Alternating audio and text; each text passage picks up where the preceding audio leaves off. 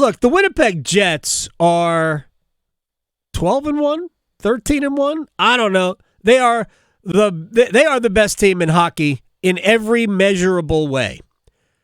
But the Carolina Hurricanes right now are the best team in the Eastern Conference in every measurable way. Shane Willis, part of the FanDuel television network, is joining us on the Adam Gold Show. Before we get into the Hurricanes, how was your experience on the assault bike the other day with Tripp? Humbling? Is that? I mean, I really told Tripp that I wanted to get. I mean, I knew we'd be close on the first one and not even close on the second one because you have to do it 2 reps of it. Right. And if I did it, actually was on the number, having to shave a second on the first one, I was going to get off and say, who said I'm retired? But it wasn't there, so I just put my head down and tried not to throw up. Well, good. I can't wait to watch the video. I am absolutely fired up for that.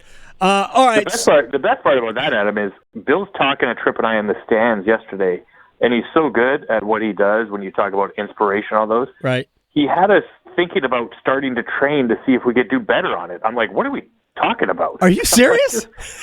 Yeah, we thought about it for a second. And I'm like, well, hold on a second. What's happening right now? My goodness. Berniston is amazing. All right. Yeah. Speaking of amazing. So what's look, we could spend all day talking about Martin Necas, and I probably will. It was a quiet night. He only had 1 point last night. But let's start elsewhere. What has jumped out to you the most about 10-2? I would have to say the balance and the depth of this team, and we've talked a lot about it on FanDuel Sports Network, and when you look at how when Rod made the shift, it was in Edmonton. When he switched Robinson up, made a couple other little changes, Jarvis goes back with Staal and Martinook. All of a sudden, it was like this bright light hit on the balance of all 4 of these lines. And not only do they have balance, every line has some chemistry going. Yeah. Right now, Jordan Staal, Jordan Martinook, and Seth Jarvis are getting it going. Aho, Svech, and Roslovic have been on fire. And Marty Necas has been the hottest guy in the room with so much confidence. And then add a little bit of Jack Drury with his line and the young Jackson Blake and what they're doing. It's tough to beat. And I think a lot of teams, when Carolina's coming in and they're watching this team, they're like, where's the weakness? That is the water-cooled question right now. If there is one, Adam, right? Where's the weakness on this team? Because I can't give you one through this short, again, we're in a short runway so far, our first month of the season. But right now, I can't see where there's a weakness in this team saying, oh, they better start working on this. Yeah, Shane Willis is joining us, FanDuel Sports Network and the Carolina Hurricanes. You can find them on podcasts everywhere. Is the thing about it, as you mentioned, Jack Drury, their line is essentially, to me, having watched it now for 12 games, it does exactly what the Staal line does. It just does it with smaller humans. Yeah, a little bit more of a buzz round. Not quite as physical. Great skill. Yeah. The goal by Jackson Blake there tonight. What a pass by Jack Drury. Yep. I was telling Tripp when I was in Seattle with the season ticket members, we were talking in the booth.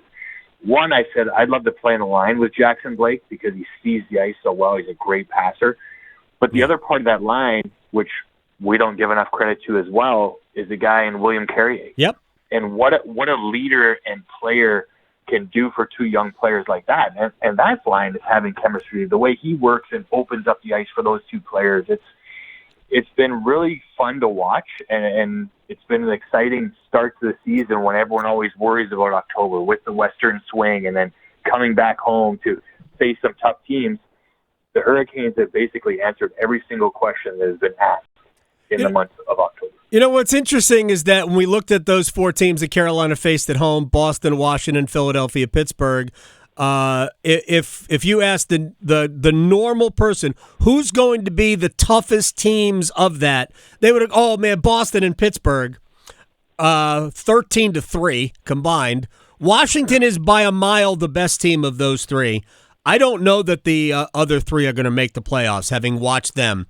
The Capitals are for real. That was a very impressive performance. I thought Carolina could have scored more goals. Well, here's what's interesting. Something just throughout the first, 4 minutes of our conversation here, Shane Willis, is that you referenced Robinson. You referenced Carrier.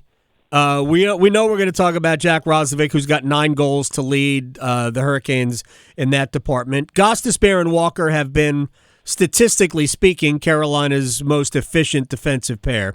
And I think they have been very good defensively, as well as, Gostisbehere has been spectacular running the power play and playing in the offensive end. So the new guys, the guys who are replacements for all those players that Carolina let go, every single one of them, including Jackson Blake, who was part of this replacement half dozen, they have all been incredibly impactful in positive ways. 100%. And I mean, that may be an understatement to what these guys have done coming in, because that was the question mark. Everyone was wondering, well, where's the scoring going to come from? Gensel left, Teravainen left. We didn't score enough last year to win. What's going to happen? And the first thing that I always told everybody was, your stars have to step up, right? Sebastian Aho, Andrei Svechnikov, Marty Necas, Seth Jarvis cannot put up the same amount of points and goals as they did last year. They have to take a step forward. They come out of their gates, they're moving in the right direction. Then it was more of a just wait and see, because all these players you brought in by Eric Tulsky and Tom Dundon, there's the question. You have all the analytical stats on them, but I love the fit. Coming into camp, I love the fit of each one of the players because of how they can skate. And when you look at Rod Brind'amour's system and how it opens up players to getting in those areas, and then you find some chemistry all the way through the lineup, these guys have been dynamic. I mean, I haven't seen many guys come into a new team and shoot the puck and have a release like Jack Roslovic does. Right. Eric Robinson reminds me a little bit of an Eric Cole, right? Bigger, skates hard up and down the wing, straight to the net. And then you have a young budding superstar in Jackson Blake, who, does he resemble a little bit of Seth Jarvis? I don't know. I mean, there's so many similarities in all these things, and then you have to replace Jesper Fast, and you get a little bit of a bigger, heavier Carrier to come in and do that. Yeah. And so right now, I know the players are talking like, oh, well, we got to do this and this. You're not going to talk about this type of streak, right? You're not going to say anything that wants to kind of derail things. But this team's focus, and the other aspect I look at too, Adam, when you look at this road trip and being inside the locker room, this group is already very, very close. Yeah. And very, very tight. And that also plays a big role in it. Yeah, it's when they allowed some core to leave. They allowed Pesce and Shea and Teravainen. Those are 3 members of your core. You allowed them to go.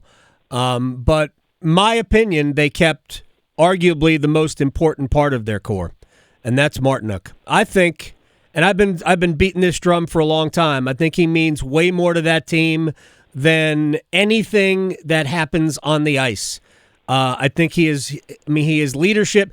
Martinook reminds me of what Kevin Adams meant to this team in intangible ways, and Cole too, in intangible ways. Cole as a player was different, but Adams he was leadership for a reason. He kind of glued a lot of things together. I think Martinook plays in a lot of those ways, and like the other night against Philadelphia, I mean, it's not even a question who was the best player on the ice. He was everywhere. Yeah.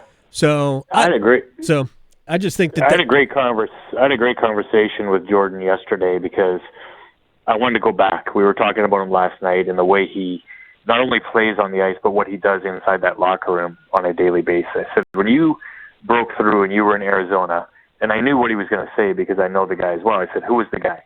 Who took you and who did you watch and learn from? And he goes, Shane Doan. Yeah. He said, the guy was amazing. He said, he stayed longer on the ice than any other veterans with us young guys, whether it was shooting pucks, just playing fun games, or, he was beating up 3 of us at the same time because he was so strong, teaching us different things. And he said then off the ice, he knew how to push guys, but also make sure it was still having fun. And he said, I just kind of said to myself, that's the type of leader I want to be. And he's exactly that. He plays super consistent on a nightly basis. He works as hard as any player in that locker room, but he's able to send a message, but everyone respects it because he knows how much he cares about them as a person, and he's going to keep it fun at the same time. Knowing those things and when to provide them makes great leaders. And Jordan Martinook is one of those guys inside this locker room right now. Are you headed to Colorado? I am not. I'm sitting tight. Going to catch up on a number of things here in the office and watch this team go. I mean, Colorado, you look going in there, you have to feel confident. They are very banged up. They are. Early in the season. But when you got players like Nathan McKinnon, does Makar get back into the lineup? He was listed as day-to-day. You have to get to him early, and you have to think about the altitude. And going into Colorado, you used to worry about it because you didn't have 4 lines to go.